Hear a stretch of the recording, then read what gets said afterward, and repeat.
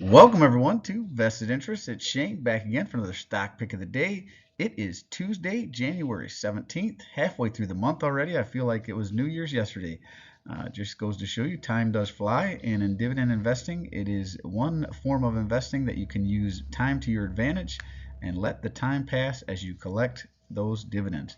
So let's take a look at LyondellBasell. That is the company we are going to take a look at today. They're out of the uh, oh goodness, did I just forget what sector they're out of? Material sector. There we go.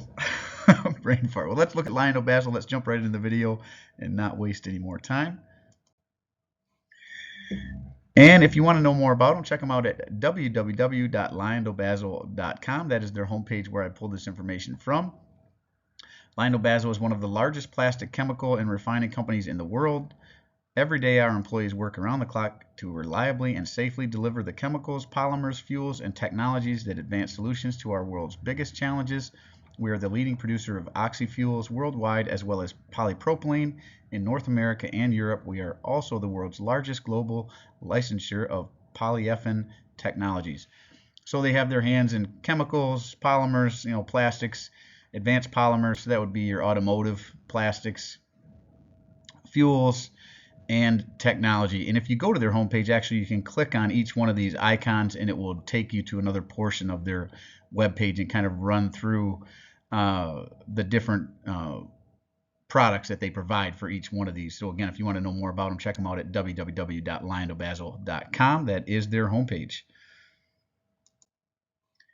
Next up, we will take a look at why we are looking at them today. Obviously, they were down 2.29%, closed the day out January 17th at $91.58. We are talking about LyondellBasell Industries, ticker LYB, out of the materials sector.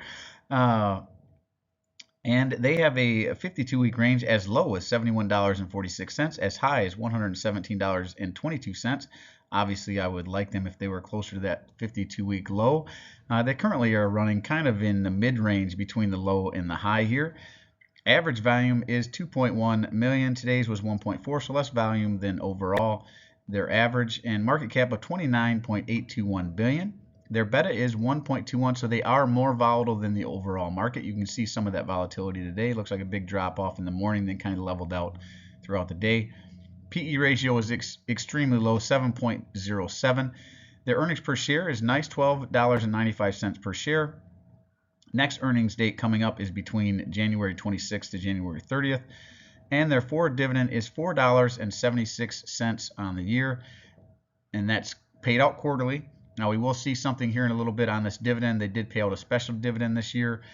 So this is their normal dividend payout. This does not include their special dividend payout this year, but you will see that. I'll walk through that here in another slide.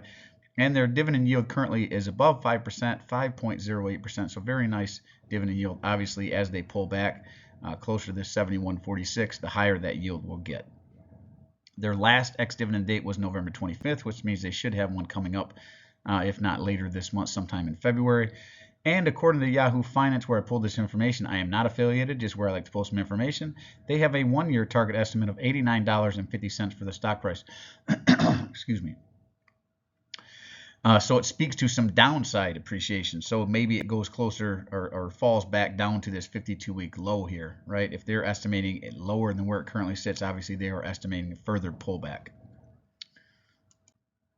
Now, as always, I always recommend more than one source. Another one I like to look at is stockanalysis.com. Obviously, you can look at whatever sources you like, but always make sure you are looking at more than one source for information so you can make sure the information you are getting is accurate. According to the 35 stock analysts from stockanalysis.com, they call it a consensus hold. Now that is what I'm doing, unless it's 5% or more below my cost basis. You'll see that in the next slide what my cost basis is. I'm kind of holding on this one, though I don't necessarily think that it is at a bad entry point. I just think that there is probably better buying opportunities coming up in the future, especially if we continue in a prolonged economic slowdown. Now they have a low estimate of $65.65. This would obviously be a new 52-week low, as we saw there in the previous slide. Mid to high 70s is the 52-week low currently. So if it hit this low estimate of 65.65. That would be a 28.31% decrease in stock price. Obviously, I would probably back up the truck and load the boat on this one if it hit that. I don't know that it will, but you never know. Average estimate of $89.07. That would be a 2.74% decline from where it currently sits, and pretty close to in line with what Yahoo Finance had for the 1-year estimate. And if it happened to hit their high of $120.75, that would be a 31.85% increase in the stock price. All the while, you could collect that 5+% dividend if you bought them today. Obviously, if you waited for them to drop a little bit more, that would be a little higher. Now we will take a look at my position. I am long LyondellBasell. I think it's a pretty good company. And I have 107.886 shares here. My cost basis is $87.75. So I am interested whenever it drops below my cost basis. Obviously, it's still a little above that currently, so I, again, would be in the hold category.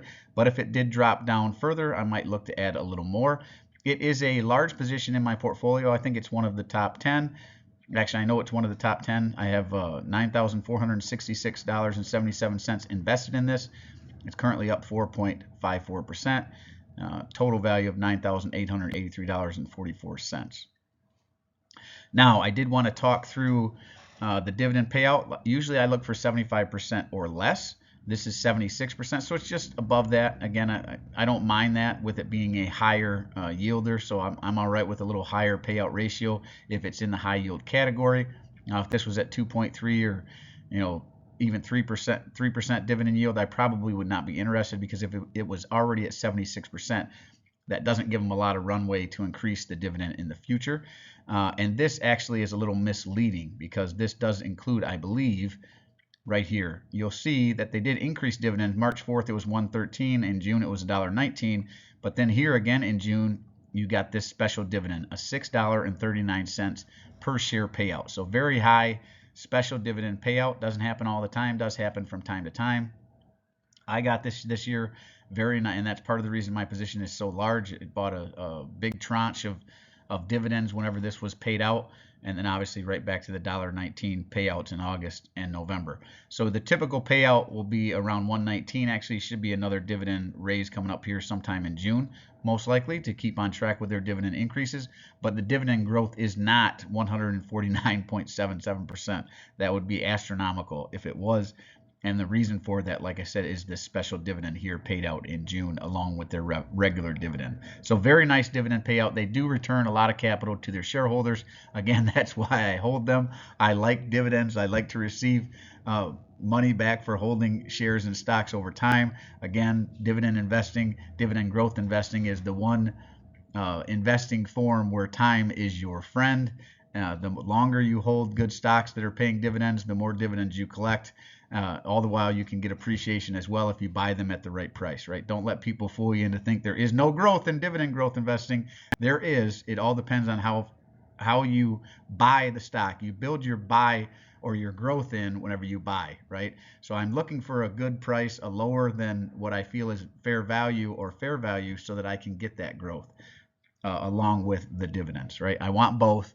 But if I have to settle for just one over the other, I'll take the dividends, because I plan on holding these shares for a long time. That is my position. That's really it for these videos. They're supposed to be quick hitters. So that is another one, LyondellBasell. Let me know what you think about it. As always, appreciate you stopping by. If you haven't done so already, don't forget to show me some love.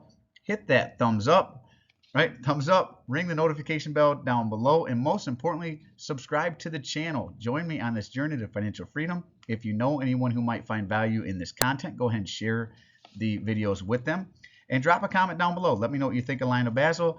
Are there other companies like it that you like better, or do you hate it? I mean, let me know that as well. I'm always interested to read your questions, opinions, suggestions for future topics, or constructive criticism. Go ahead and drop it all down below. I do read and respond to the comments. I'm going to start responding to comments primarily on the day I release the video. I'm starting to get a lot of comments on older videos now, and I just don't have the time to go in and respond to a video that might be 3 or 6 months old.